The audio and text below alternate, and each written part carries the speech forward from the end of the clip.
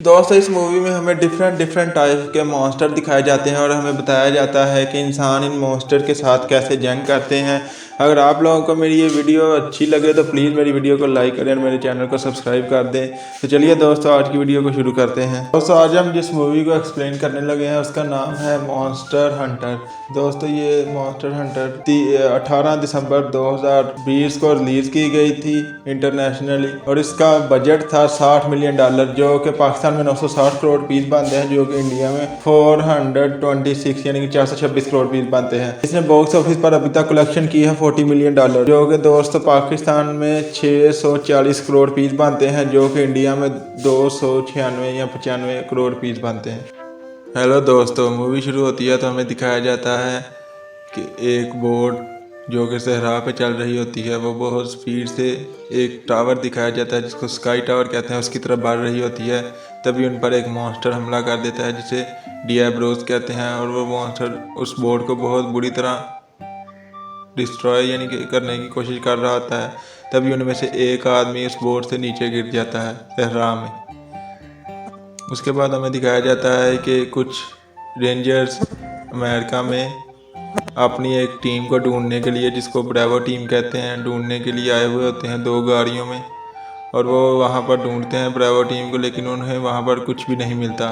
तो वो बहुत ज़्यादा हैरान होते हैं।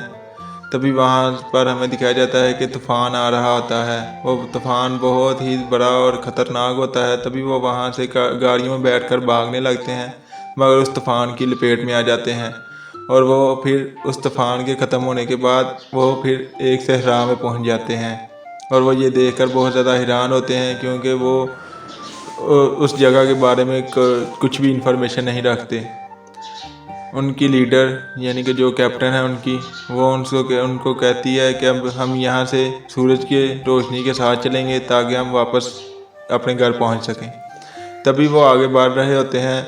तभी वहाँ पर हमें वो जो आदमी वो बोट से गिर गया था वो दिखाया जाता है। वो उनको सिग्नल भेजता है यानी कि तीर से। एक वहाँ पर लकड़ी यानी कि डायनासोर का बहुत बड़ा ढांचा होता है, उसको तीर से अपने से हिट करता है और उन्हें सिग्नल भेजता है कि वो वहाँ से सहरा से जल्दी से निकल जाएं।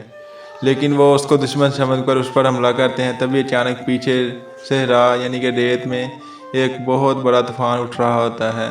कोई उनकी तरफ बहुत स्पीड से बढ़ रहा होता है। उसे पता चल जाता है कि वो डियाब्रोस है और वो उनकी मदद के लिए वहाँ से भागता है। लेकिन उनको जब पता चलता है कि वो कोई बहुत बड़ा मॉन्स्टर है तो वो गाड़ियों में वहाँ से भागने लगते हैं और वो भी उनके पीछे आता है और आकर एक गाड़ी को ख़त्म कर देता है और दूसरी गाड़ी को भी हिट करता है और उनमें से 2-3 को ख़त्म कर देता है। तभी उनमें से 4 बचते हैं और वो एक गार में पहुंचते हैं और उस मॉन्स्टर यानी कि डियाब्रोस से छुटकारा पा लेते हैं। तभी वो उस गार पर एक और मॉन्स्टर जो कि बहुत बड़ी मकड़ी होती है, मकड़ियाँ होती हैं, वो उन पर हमला कर देती हैं और वो उनसे बचने के लिए भाग रहे होते हैं, लेकिन वो सब पकड़े जाते हैं और कुछ मारे जाते हैं। तभी हमें फिर कैप्टन दिखाई जाती है। कैप्टन वहाँ से निकलती है और बाहर आकर धूप में बैठ जाती है और कैप्टन की हालत बहुत ज़्यादा ख़राब हुई होती है, लेकिन वो वहाँ पर धूप में बैठी होती है। फिर हमें वो वहाँ से चलती है और एक बोट में जाके उसे एक बोट दिखाई देती है और उसमें दाखिल होती है।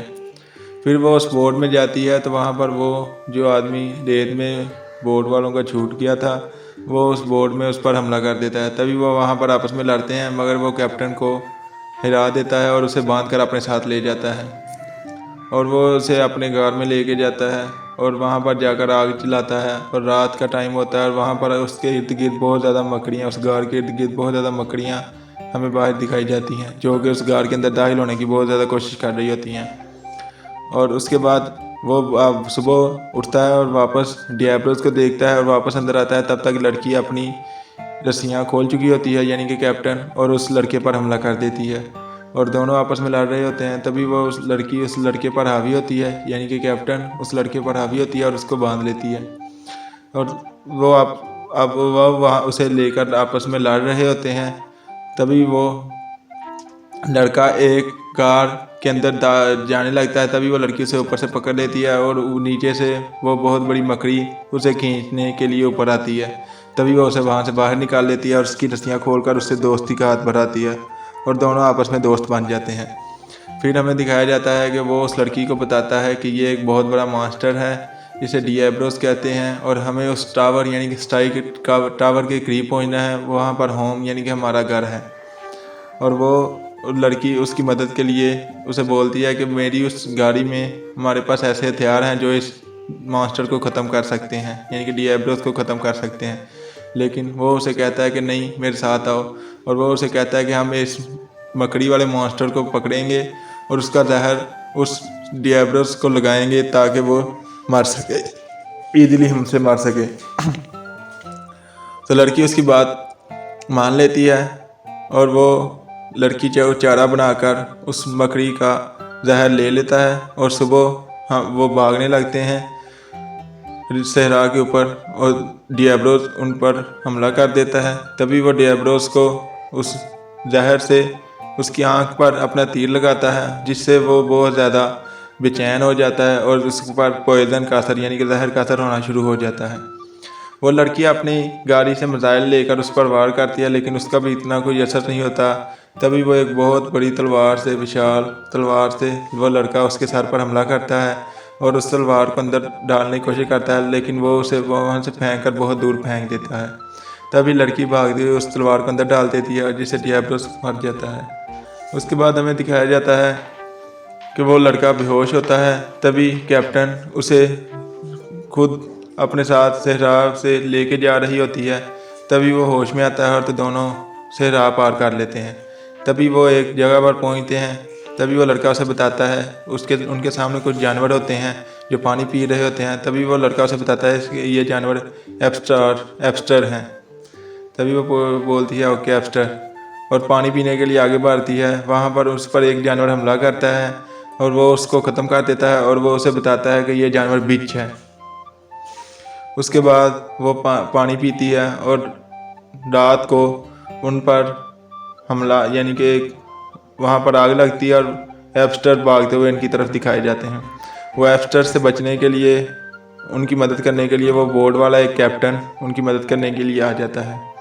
वो बोर्ड वाला कैप्टन आकर आग के ज़रिए उन एब्स्टर्स को दूर कर रहा होता है और उनकी मदद कर रहा होता है, लेकिन वो लड़का एब्स्टर के आगे लगकर भाग रहा होता है। लेकिन कैप्टन रेंजर जो होती है लड़की, वो और कैप्टन दोनों आग के एब्स्टर्स को दूर कर रहे होते हैं और वो लड़का एब्स्टर्स के आगे भाग रहा होता है। तभी उसके लोग उसकी मदद करने के लिए आ जाते हैं और वो उसे बचाकर अपने साथ ले जाते हैं। तभी कैप्टन रेंजर को बेहोश करके अपने साथ ले जाकर उसे बांध देते हैं।